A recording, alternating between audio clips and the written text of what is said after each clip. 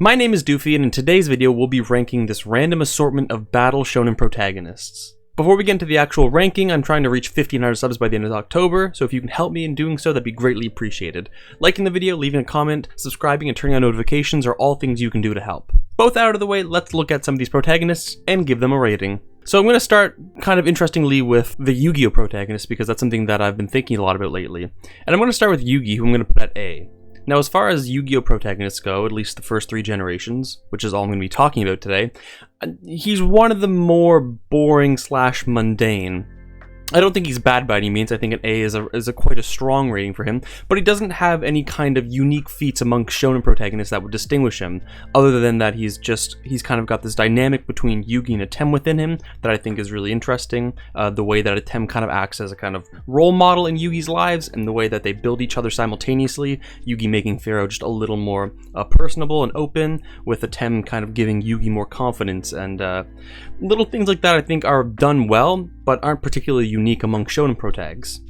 So he's a case of someone that's done overall really well, but not done so well that it can go above and beyond into that S tier. By contrast, however, I think Jade and Yuki is a very easy S tier. I think if you watch GX in any capacity, front to back in later years of your life, it'll be clear why Jade and Yuki is rated so high.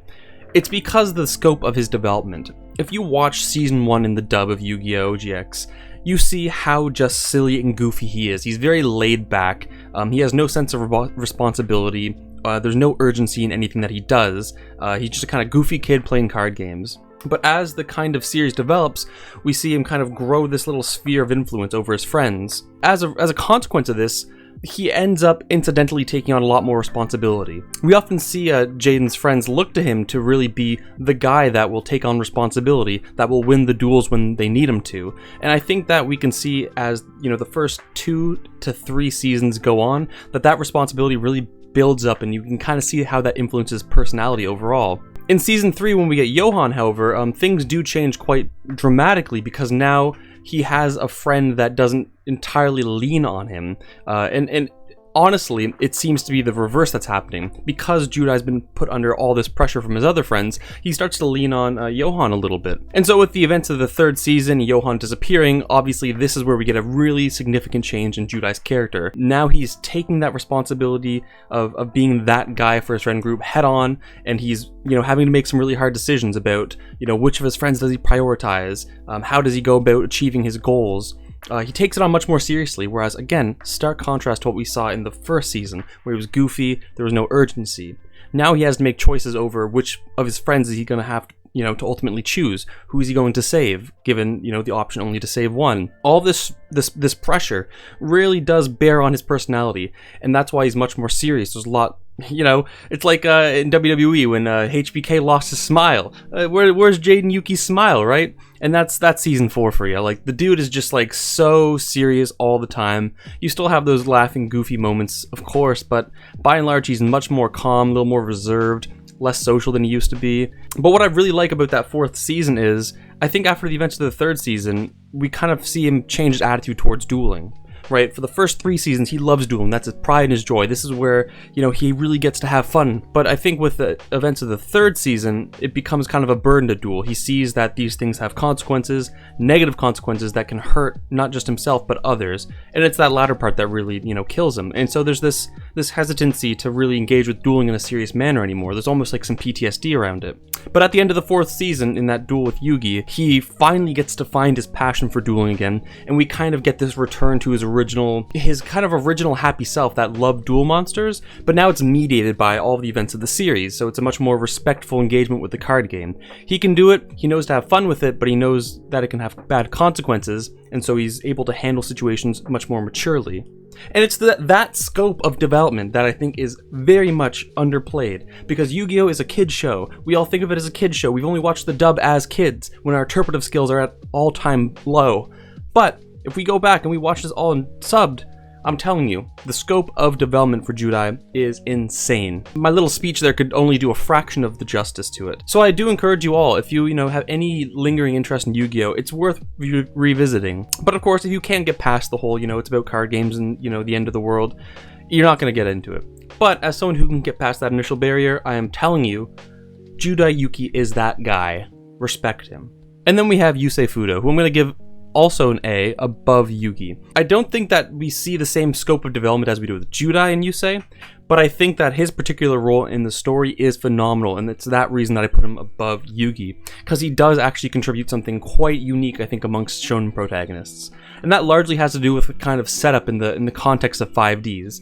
I think the way that 5Ds handles class conflict, the way that it depicts, the kind of social tension between the different districts, the way that the police are really hard on, the people from the underground, I think that's what it's called. Sorry, it's been a while since I've watched 5Ds. I think that kind of, that social, almost political, economic setup that it really has a focus on, lets Yusei shine. As a kid that really kind of grew up in the slumps, seeing him kind of get himself out of that and challenge different institutions that have historically oppressed him. He's a great vehicle for pushing these kind of social commentaries, and that's not something that you find with, say, Yugi, I mean. So in this sense, he's a vehicle for pushing a really interesting narrative, and I think that largely has to do, again, with just the actual content of 5Ds in particular. So yeah, I got him above Yugi. Great protagonist, gotta love him. So now with these lads out of the way, let's bang through some other iconic protagonists. Let's start with Ichigo, who I'm going to give an A below both of these other protagonists. Now, I think at bottom, what Bleach does well is that it just has cool characters. They're characterized in such a way that when you see them, you're like, that's cool. I like that. Kisuke, Kenpachi, Ichigo, there's a whole cast of characters like that where I just see them on screen and I'm like, he cool. I like him. I like what he do. But to me, that's kind of the extent of it. I know there's a lot of discussion over, the scope of Ichigo's development, but development isn't necessarily something that I always look for in characters. I think you can have a flat character that is relatively interesting, and that development doesn't necessarily have to be a component of a well-written character. For what it's worth, I do think that Ichigo does see some development across the series, albeit not nearly as exaggerated as in other protagonists on this list, but his development isn't why I like Ichigo. I just like him because he's cool. And it's that simple. When he gets a good Tensho, it's just cool. I think that the basic archetype that Kubo was drawing upon when he made Ichigo, it's that kind of Yusuke Urameshi, just like the kind of cool, delinquent type. It's just an archetype that I'm sympathetic to. I think Ichigo is a pretty solid attempt at it, and I enjoy it. And it's that simple. I don't think it has to be any deeper than that. I see things that I like it. One thing that I might add, though, that kind of pulls him back from being an S, is that he just kind of seems to be the victim of excessive plot armor. Now, I know all the Bleach fans are already in a fucking rage typing up a storm in the comments, but hear me out. No matter how you fucking put it, Ichigo is just the recipient of too many, moments? Spoilers, but, he is somehow a part of every damn race, power system, class in the show. And I know that there's good explanations for it, it makes sense, things are properly foreshadowed, etc, etc. But the fact of the matter is that when you're watching Bleach, just seeing him get all these power-ups every single time, and you can reliably know he's gonna get them, it becomes a little boring. It's like, wow, they just gave him too much, and that kind of holds him back from me. Which is odd. You think, the more you pack into him, the cooler he becomes, but no, it just kind of seems like he's, at every whim, just becoming the recipient of some power-up because, well, how else are we gonna beat the new bad? We gotta give him the new power system, right? And it especially stings when, he overshadows the other people in the series that should have been benefiting from those arcs. I'm thinking specifically like Fullbringer. That really should have been Chad's arc. But no, it's all about Ichigo becoming a fucking Fullbringer. Or in the 1,000-Year Blood War arc. Spoilers! Uryu should have had a lot more focus on him being Quincy, joining the Quincy army, that whole dynamic. But it's just no, Ichigo's good Quincy also, and it just overshadows Uryu almost entirely. I hate that. Although it does add more cool things to think about in his character, again, in the context of the show itself, I feel like it's taking away from other people. And I can only ever evaluate Ichigo in the context of a series because Ichigo is Bleach, you know what I mean? You can't just separate them and evaluate him in a vacuum. That's not how fucking evaluation works, okay? So Ichigo's held back by the fact that he's just the victim of all this plot armor, and it just, when you're going through it, me personally at least, it was just god damn, again? Really? But even though I just, kind of shot on him for 10 minutes, he's still an A tier. I like him, okay? And maybe I'm exaggerating some of these criticisms for the sake of getting a reaction from you guys so I can get more comments and get this video in the algorithm. Who knows? Speaking of flat characters, we got Luffy, who I'm also going to give an A tier. It's very close to Ichigo, but I'll give Ichigo the edge. I think Luffy's a flat character. His kind of motivations, his drive from the beginning of the series, at least until where I am in the series, around like 870, it's relatively the same. He's very consistent in wanting to be a pirate king, you know, he's all about his freedom, blah blah blah blah blah. But it's fine, like it's fun, like it's a fair enough goal. I think he's quite honest in the way he approaches it. He's got a lot of really cool moments. I don't know, he's Luffy. He's that guy. I genuinely don't really know what to say about Luffy. He's just kind of Luffy. Yeah, let's move on. I don't owe you an explanation for anything. This is my video, goddammit. Alright, let's do Naruto. S tier. Below Jiraiya, actually, interestingly. Now, I'm gonna say that for a long time, Naruto was the victim of just being a great character in a show of many great characters. I cannot stress how much I love the cast of Naruto. Every time I've attempted to do a tier list of Naruto characters, like in Shippuden onwards, just the S tier is so oversaturated that it doesn't even feel like it's worth making the tier list. And so for me, although I love Naruto in the scheme of like protagonists, as far as Naruto characters go, I like a lot more than I like Naruto. And that's not to downplay how amazing Naruto is, and how he's, you know, literally the vehicle for a lot of the main plot points in Shippuden and in the original Naruto and in Boruto and blah blah blah. But it's just that there's just so many other things about the Naruto universe that I like more. Regardless, he's still one hell of a protagonist, right? His unwavering desire to bring Sasuke home. That is so admirable. I'm actually joking. I don't actually really even know why I like Naruto. I think it's one of those things where it's just like the sum of emotional moments that he has in the series added together are just associated with him as a character, and that elevates him through the roof. Everything from, you know, his early dynamic with Sasuke, where he kind of develops a friendship through their rivalry, and that's really heartwarming because, you know, he was the social outcast his whole life, all the way up to, you know, the pain arc when he's finally, you know, he achieves his goal of being accepted by the village for the first time. Everyone sees him as the hero. And then, you know, even up into Boruto, when we have, like, you know, his farewell with Kurama, you know, looking back on their whole past, how this was literally the demon that made him the social outcast, and now they've developed this really rich brotherhood between the two of them, and seeing him go is just so emotional. It's just like things like this. It's the sum total of all those little things that make Naruto so good, and I think that's why I've underrated him for so long. Naruto's a character that I love for the little moments, and when you're thinking about Naruto perhaps on his own, you're forgetting a lot of those little moments. But when you really take a step back and evaluate, you know, his character trajectory as a whole and all the moments along that, it's really beautiful. It's one of the best in fiction. And I'm sorry I lack the kind of articulation to express why I love this so much, but like, god damn it, it's Naruto. Gotta have it. Alright, let's deal with some new gen characters. We'll start with Yuji Itadori. He's like a B. I think for me, he just kind of falls short in terms of how much of an interesting character I perceive him as.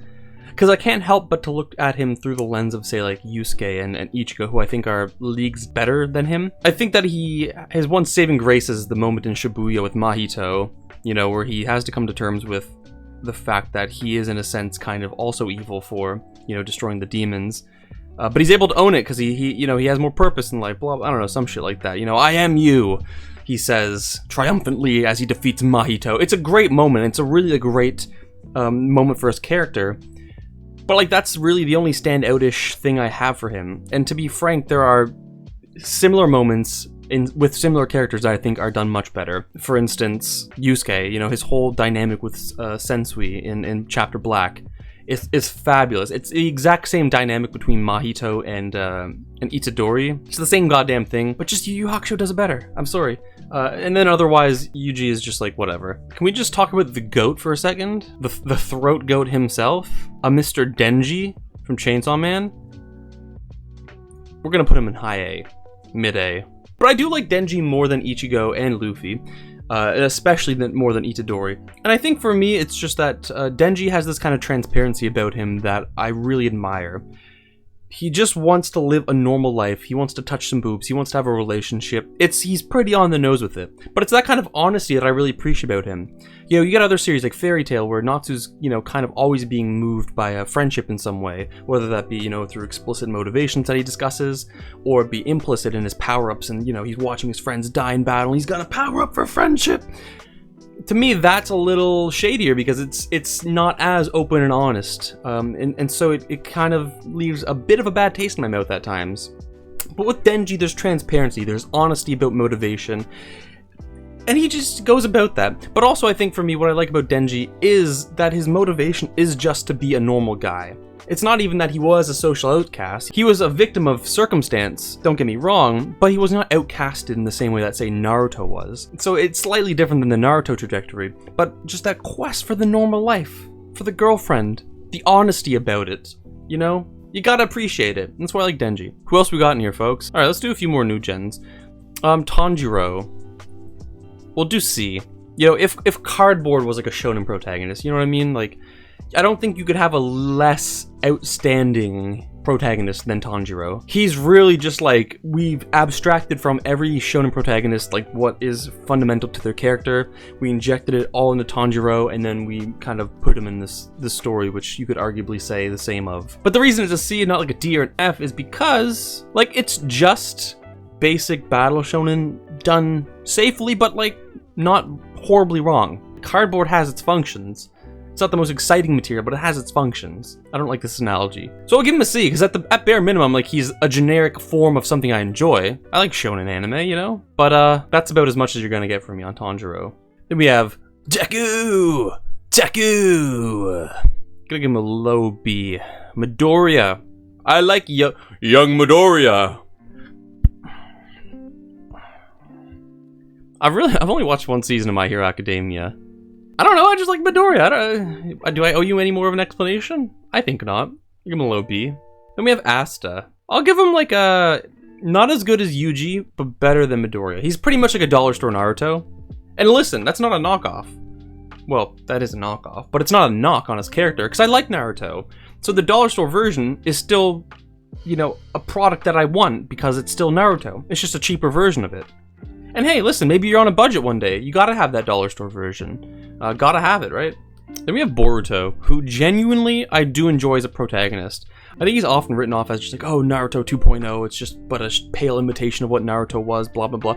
But I don't understand how people genuinely get to that conclusion, because by all means, Boruto is like significantly different than Naruto. Boruto is smart, he's, you know, he studies hard, he performs well in school, he's accepted, he has his own little friend group. I think actually it's very ironic that the criticism Boruto is met with is that he's just Naruto 2.0, and that's exactly the conflict he fights with inside the show. He just wants to impress his dad. He wants to, you know, not just be the Hokage-san, he wants to be his own individual. And that's why we see him gravitate so much towards Sasuke. He wants to leave the shadow that Naruto has cast upon him and be something of his own making. And that's why he, again, grasps onto kind of Sasuke's role as the Hokage second-hand man. He wants to be a great support character. More people should be like Boruto, especially in Valorant. We need more controllers, okay? We need more initiators. Not everyone has to be the duelist, right? And that's Boruto. He just wants to be Omen. He wants to be like the best goddamn brimstone you'll ever see. And that's admirable. Okay, enough with the analogy. But I do actually really enjoy Boruto. I think he can be annoying at times, don't get me wrong. But I am a huge Naruto apologist. I simply like Naruto. Gotta have it. So with all that said, where do I put him? Y'all ain't gonna like this one. Right under Itadori. I almost put him above Itadori, but I don't think I can handle, like, emotionally the smoke I would receive of that take. So there we are. Let's go into Mashima's trio really quick. And we're going to start with Haru Glory from Rave Master, who is an unapologetic F, okay? What a fucking boring character. What an absolute, like, waste of space. Okay, Rave Master did not need to exist. Rave Master's only purpose was for Mashima to figure out all the mistakes of writing so he could not do them again in the subsequent shows. Such as Fairy Tail, where we get Natsu. I think he's fine. I like him more than Tanjiro for sure. But I probably like the B tier more. And then we got Shiki, who, surprisingly, right, this is someone coming from an anime only for Eden Zero, so forgive me, Lord, for I have sinned. I'd put him right next to Itadori. Because again, there's similarities between him and Natsu and Haru, don't get me wrong. But what I think what Mashima finally got right with Shiki was, again, the same reason that I'm praising Denji. For transparency. Shiki grew up on this island where all you knew were these little robots, these cyborgs. And so, he's quite, explicit with his goal in the first episode. I want to make friends. Like, it's that simple. And so, friendship is his sole motivation that's always going in the foreground, and he doesn't hide it. And it's that honesty that I really value in a character, because that's something that I think a lot of characters in the past, especially Mashima's other two, try to hide a little, and I think it can kind of come out as a cop-out in certain moments. You know, that was my issue with Ichigo. A lot of things just seemed like a cop-out. Ichigo got this power up because he had to. You know, Natsu had to power up here because he had to. And that's very dissatisfying from a viewer perspective. But Shiki, it's like there's no hiding it. And I think it's that difference between being genuine and disingenuine about what you're trying to do. That's the issue. And Shiki is just being genuine. Also, like, the ether gear is just like a pretty fucking cool thing. I like Shiki's design. I think he looks the coolest of the three. I don't know. I owe you nothing more than that. Alright, the list is starting to taper down. Let's just start shooting out some randos. Yeager. It took me a while, but he finally grew on me. Low S tier. You just gotta respect the man who fights so viciously for his freedom. But I think that the great irony in his character is what I really enjoy the most. How someone so obsessed with freedom was never truly free. He was always locked in to do what he was going to do. I like that what he was fixated on the whole time was almost an illusion to him. It was out of his reach from day one. There's a beautiful irony there. But he's also just like, you know, the five-head, you know, anti-hero or whatever the fuck he is by season 4. And of course, what I'm thinking about this whole time is, you know, him in season 4 onwards, you know, after the time skip. I don't care too much for Eren pre-time skip, but like honestly, the post-time skip does enough of the hard lifting that, frankly, he's an S tier character to me. Related to a Mr. Eren, another shonen that's praised for its overall quality, we have Edward Elric from Full Metal Alchemist. Top of the A tier. I would have spoke more highly of Edward, I think, in the past, but I've just kind of since cooled off from my FMA love. Definitely in need of a read-through, perhaps a rewatch of Brotherhood. I think as a series it's phenomenal, and I do think that Edward is a phenomenal protagonist. But right now I'm just struggling to see, you know, how I could articulate why I think that he's better than anyone else in, you know, the S tier or the A tier, for example. So I think at a high A is good for now. Maybe with more reflection he can move to low S. But he's really honestly not touching these three. And honestly, I have a bit of a similar opinion on Alan Walker, who I'm going to have it in the S tier. It's not immediately obvious to me why I like Alan Walker as much as I do. Bro's just kind of cool, you know what I mean? And I think if you read D-Grayman, you get that. Now, there's definitely much more substantial things to say about Alan once you get into, you know, some of the more recent arcs into the manga. He's dynamic with Millennium Earl, you know, we learn more about his past. Things that are highly, highly spoiler laden that I will avoid discussing. But if you read those sections, I think it'll be quite obvious why Alan Walker's so lovable. And we'll just kind of leave it at that for the time being. Alright, let's knock out a few others. Gon from Hunter x Hunter. I think I was a little hard on him in the past, but I'm starting to warm up to him more. So I'll put him in the B tier. I think what makes Gon so interesting to me is that his very childish outlook on life and the kind of implications that has for those around him in the show. As a friend, or as a child rather, he really latches on to his friendships. You know, he doesn't have a lot of life experience, and so he really values what little things he has in that kind of small sphere of life that he has. However, because of his, you know, his inexperience, his lack of moral compass, we might say, that is just the natural consequence of inexperience, he goes to rather extreme extents for his friends, and I think he actually ends up taking immoral actions in the quest of, you know, protecting his friends. And I think it's that kind of dynamic, or not dynamic as much as that kind of aspect about his character, that inexperience, that really makes him interesting, right? Because he doesn't have a clear sense of right or wrong due to just being young and immature, I think that there are a lot of his actions that have negative consequences that he's not fully comprehending the scope of. And that's something I hadn't considered before. So he would have been much lower before had I not had that consideration. We can briefly touch on Yusuke, the other great protagonist of Togashi, and I think he'll be an A just below Edward. I think he's kind of like the original version of that kind of cool, calm, collected, delinquent type of protagonist that many others would go on to copy, you know, like I said, Yuji, Ichigo. They're very much cut from the same cloth as Yusuke. So he's really the originator in that sense, or at least he's the one to have made it popular. I don't want to make the stronger claim that he was really the first to do it. I'm sure he was himself inspired by others. But I think really what makes him so interesting is his dynamic with Sensui. Again, just two individuals, both of which kind of went on this path of being a spirit detective, both of which saw the evils of humanity, and both of which had very different responses to it. And I think seeing the kind of difference in their philosophies come head to head in Chapter Black is really brilliant, and I think the way that Yusuke handles it with such maturity is really something admirable and something worth giving considerable thought to. I'm not going to give it that thought. I'm just going to sit here and tell you how fucking cool he is, but you should give it some thought. That's Yusuke. And we continue with more dope protagonists. We have Himura Kenshin. I've said it once, I'll say it again. What makes him different is the kind of development he experiences. It's not a coming-of-age story. It's not this goofy kid learning what real life is all about and, you know, having to mature in face of it. This is someone who is seeing everything life has to offer, the absolute worst things that could happen in life, and him having to just deal with it. The beginning of the series, yes, we have this kind of aloof, kind of wandering samurai, but we understand very quickly that that kind of aloofness is just a kind of response to all the trauma that he's experienced in his life. And I think as the course of the series goes on, and as he's faced with things from his past, it becomes increasingly difficult to deal with, or at least repress the things that happened before him. And so the different ways in which he handles that, it's qualitatively very different than any of the kind of events that others in Shounen have to deal with. When we have YuGiOh, someone from the same period, who has a different philosophy coming out of it, that's one fight. But then also with Anishi, someone specifically involved in a specific moment in his life coming back, and Kenshin again having to re-deal with all the trauma that he previously experienced. It's difficult. It's very difficult for him, and we see him break. We see his character hit an all-time low in the Jinchu arc. It's phenomenal. We see this man absolutely beaten down and becoming a victim of his past once again. But he's still able to get up despite all of it. He's able to develop with the help of his friends. That's Shonen power for you, baby. But it's just phenomenal. It's unique, and I would love to see more of this from Shonen Jump in the future. All right, let's go through a few others.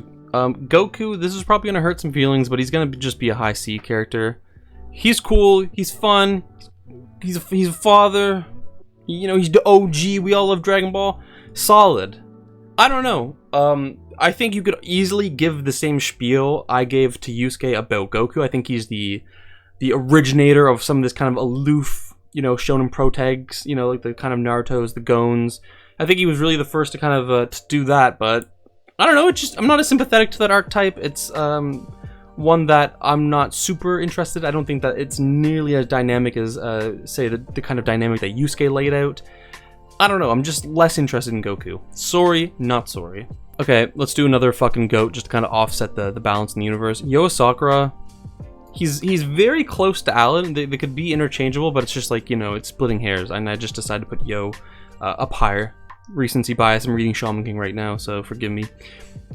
He's quite similar to Luffy, you know. He wants to be the Shaman King to live just his best life possible, because he doesn't want to, you know, have to do more than he has to. He wants to relax all day, chill out, listen to music, wear his hemp shirt, that kind of thing. Yoh Sakura tings. But what I like about him is that on his journey to becoming the Shaman King, he inherits the dreams of the people around him, you know. I don't know what it is, but like in that first fight he has with Horo, he's like, Horo's like, oh, I gotta become Shaman King so I can make this great field or whatever, and you know, something's protect nature, blah blah blah. And Yo's like, whoa, damn, that's some real shit.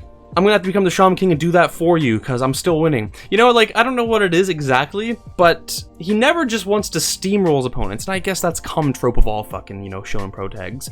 You know, Naruto doesn't want to fucking decimate Nagato, he wants to sit down and talk to him for 20 minutes, you know what I mean? But like, the way that he just kind of absorbs the dreams of those around him, that kind of carefree aloofness, I don't know, I think it's done qualitatively different than some of the others that take on that trope. But it's just like a solid execution at it. I don't know. He's cool. All right. I like him. Let's do Claire from Claymore. Claymore's a series where I think the whole is greater than the parts. Namely because I don't think any of the characters are particularly stand-outish. I think that's very true visually. Now, I think that if you read Claymore, you know that that point serves a very important narrative plot twist. And so it's almost forgivable, but it still doesn't take away from the fact that they all look the same. Now, personality-wise, they're quite diverse, but I think having that personality manifest through something physical symbolically always helps. And so Claymore, it's kind of nerfing itself with the kind of aesthetic choice of making all the females similar looking, even if they're quite dynamic and diverse as individuals.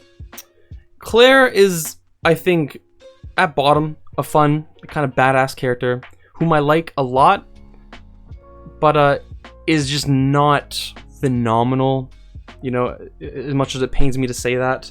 Claymore's still a phenomenal series worth reading, but it's not just because of Claire as a character. It's really because of the world building, the world it builds, the different dramas and twists, the political tension, that sort of thing. And so with that said, she's just a C tier to me. Maka, on the other hand, now that's prime shonen protagonist. I know I could have put Soul here, but I don't know. Maka really is, I think, the narrative focus. She cool, man. Maka cool. Where do we put her, though? I definitely like her more than Gon. Do I like her more than Itadori? I don't know. I need to reread Soul. I need to read Soul. I've only ever watched it, to be fair. I don't know. I like Maka. So as you can tell, I'm running out of steam now. So should we do a bit of a speed run for these last few? We have Gonta from Dead Man Wonderland. A bit of a noodle dick. Just your classic beta male. I don't know. Probably top of the C tier. I don't know. Yeah, probably top of the C tier. Takamichi from Tokyo Revengers. I like him. Okay, you know, haters are gonna hate. I like Takamichi for what it's worth. B tier above Gon. Yeah, they're gonna love that one. I don't know. I remember when it first came out, everyone was like, oh, Takamichi, the crybaby hero. Video essays with Takamichi and what makes him different than Deku. And now the tables have tied. You know, the tides have turned, the tables have turned. Whatever the saying is. You know, it's Deku all day.